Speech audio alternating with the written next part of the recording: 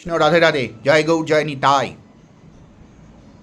আপনার ছেলে আপনাকে দেখে না, আপনার ছেলের সঙ্গে আপনার গণ্ডগোল, আপনার মেয়ের সঙ্গে আপনার গণ্ডগোল, আপনার বন্ধু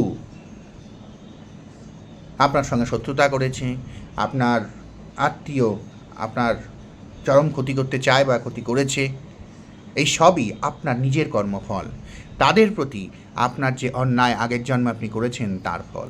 আগের জন্মে সেই ধরনের কোনো কাজ আপনি তাদের সঙ্গে করেছেন, সেই জন্যই তারা, যে পুত্র পিতাকে কষ্ট দিচ্ছে, তার সেই আগের জন্মে তার আপনি চরম ক্ষতি করেছিলেন। তার ফল হিসেবে সে আপনার পরমাত্মীয় হয়ে এসে আপনার চরম ক্ষতি করছে। এবার আগের জন্মে যে আপনি তার এই চরম ক্ষতি করেছিলেন, তারও কারণ হচ্ছে তার আগের জন্মে সে আপনার কোনো ক্ষতি করেছিল। এই রিভেঞ্জের খেলা, এই কর্মফলের খেলা চলতেই থাকে। এখান থেকে মুক্তি পাওয়ার একমাত্র উপায় হচ্ছে পরমেশ্বরের প্রতি নিঃস্বার্থ সমর্পণ। সকল কিছু ভুলে গিয়ে তার প্রতি অনুগত, তার প্রতি নিষ্ঠা, তার প্রতি ভালোবাসা রাখা। যখন সেটা করতে পারবেন, যখন সেটা হবে, তখন জানবেন আপনার এই কর্মফল থেকে মুক্তি। আপনাকে কেউ অভিশাপ দিল, সে অভিশাপ লেগে গেল। আপনাকে কেউ আশীর্বাদ দিল, সেই আশীর্বাদ লেগে গেল। কোনোটাই তার কোনো ক্রেডিট নয়, কোনোটাই তার কোনো কৃতিত্ব নয়। আপনার আগের জন্মের কর্মফলের সবই ফল।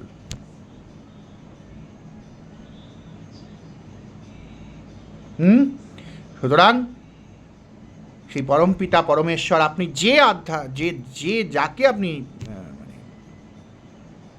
ভালোবাসেন, যে দেব বা যে দেবী বা যে গুরুকে আপনি শ্রদ্ধা করেন, তার প্রতি অনুগত হন, তার প্রতি নিষ্ঠাবান হন।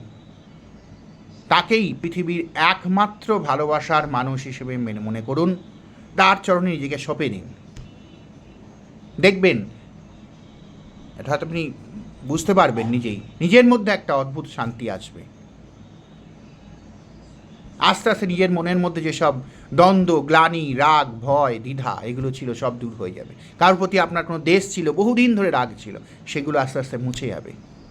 কারো কোনো একটা জিনিসের না পাওয়ার জন্য খেদ ছিল, দুঃখ ছিল, সেটাও মুছে যাবে। কোনো কিছু পাওয়ার জন্য খুব আনন্দ ছিল, গর্ব ছিল, অহংকার ছিল, সেটাও মুছে যাবে। এবং আপনি আস্তে আস্তে মুক্তির পথে চলে যাবেন। এটাকেই বলে নির্বাণ লাভ। এই এক ধরনের নির্বাণ লাভ, এর মাধ্যমে আপনি মুক্তি পাবেন। ভালো থাকবেন। রাধে রাধে, জয় গৌর, জয় নিতাই।